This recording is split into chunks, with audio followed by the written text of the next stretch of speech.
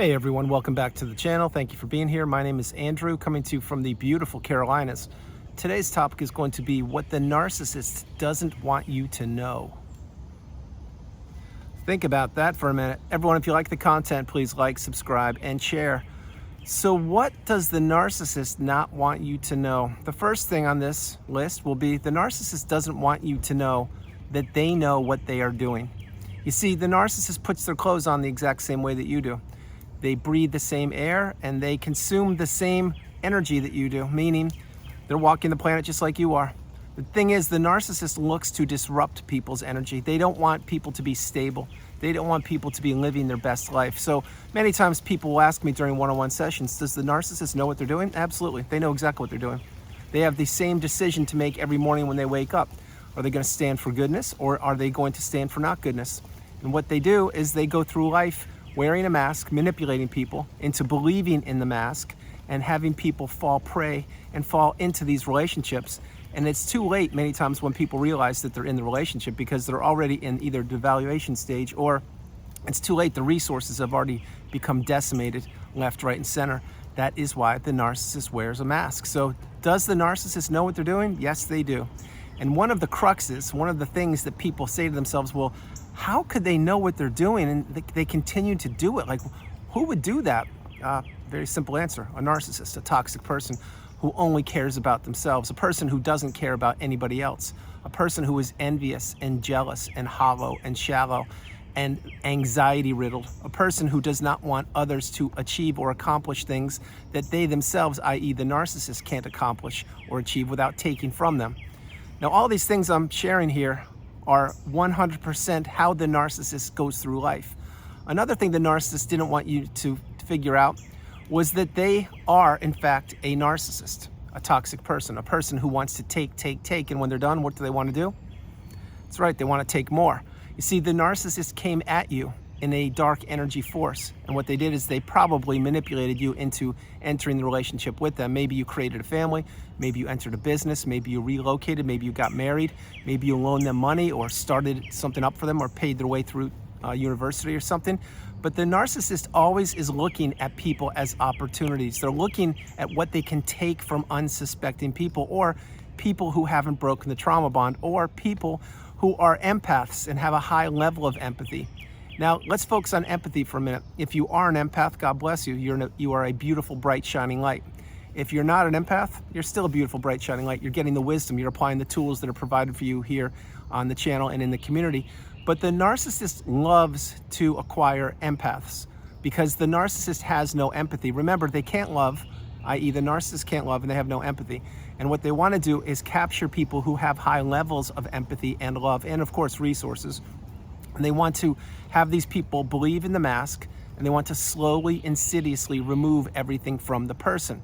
So that is why an empath, and if you are one, drop a comment below, but an empath who does not have the education on the narcissistic abusive cycle, that person is like Thanksgiving Day dinner for the narcissist. They cannot get enough of them in the beginning and actually throughout when they're stringing them along as well, because the empath is brought up and they're taught, and their belief system is that they should be people pleasers. They should be kind, loving, empathetic people, and that they can give to a fault and they can carry the weight of certain relationships on their shoulders. Well, to a degree, those points are valid, but post-narcissistic relationship, they're not valid at all, because now we've become the educated empath, which means, yes, if you are an empath, you have a very high level of it, but you now use it for those loved and trusted ones around you in reciprocal, stable, healthy relationships.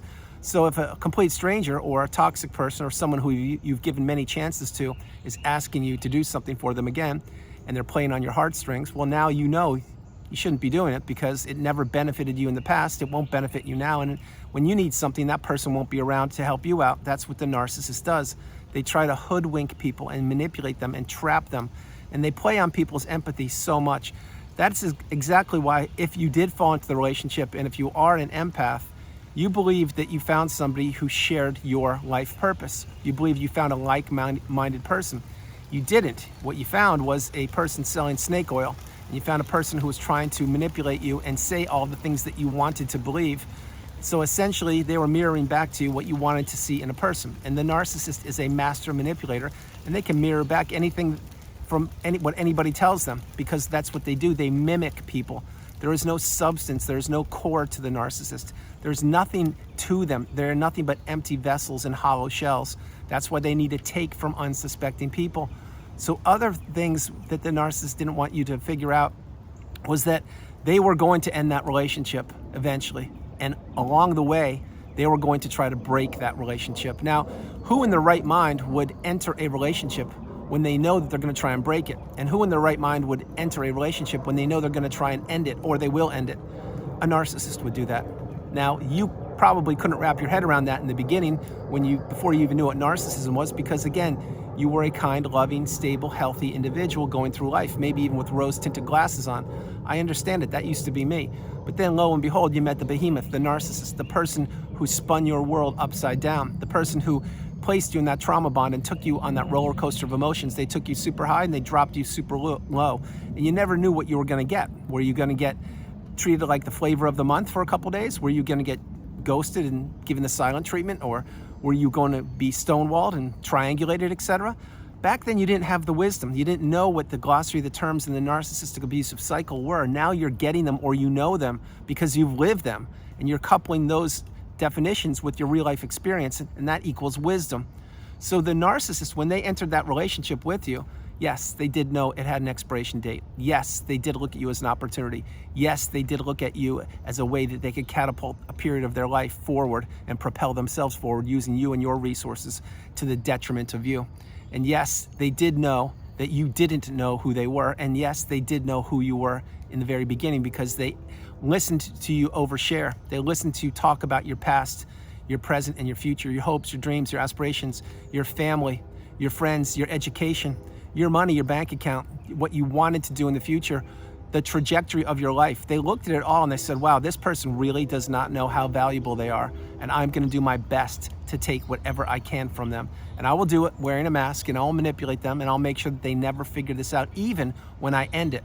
Now, having said that, remember I mentioned the narcissist was trying to break the relationship the whole time you were in it with them.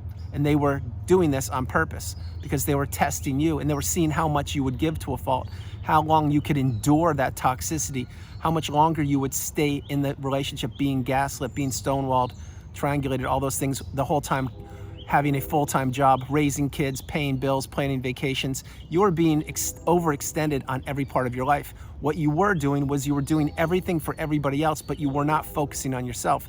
That's why your health took a hit. That's why your finances took a hit. That's why your network of friends and your social circle took a hit. That is why your assets took a hit. That is why your friendships became decimated, and wedges were driven between you and anything that mattered to you, which include people, hobby groups, organizations, your job, everything, because the narcissist was laying on that gas pedal of abuse in the relationship, but you were not supposed to figure it out. So what they were doing is they were making you work harder and harder for them and for the relationship. The whole time while your resources were becoming decimated, they were looking for your replacement, i.e. the new supply, because the narcissist cannot be satiated with just one relationship or one source of supply.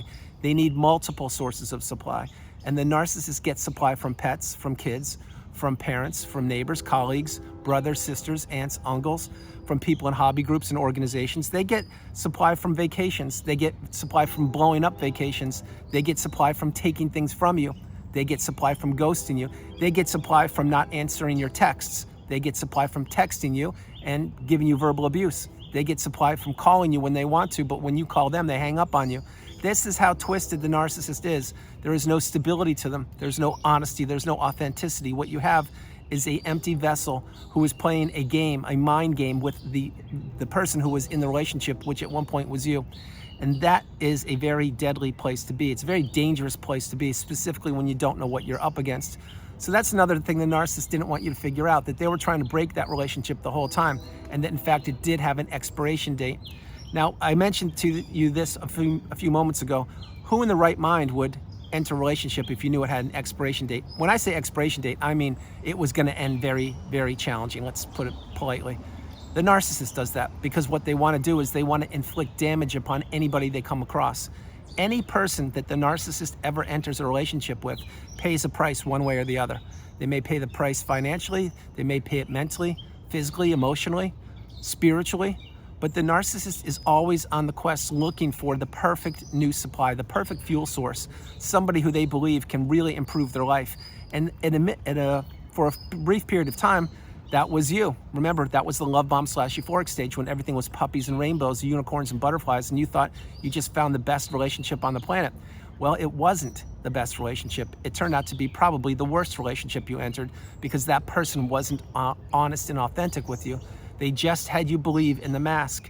And that's another thing the narcissist did not want you to figure out. They didn't want you to figure out the mask, why they wear it, how they do it, how they can move on so effortlessly to people, how they have no consequences to pay for their poor behavior, and how that at times we believe, post-narcissistic relationship, that the narcissist just drifted away into the sunshine with the new supply.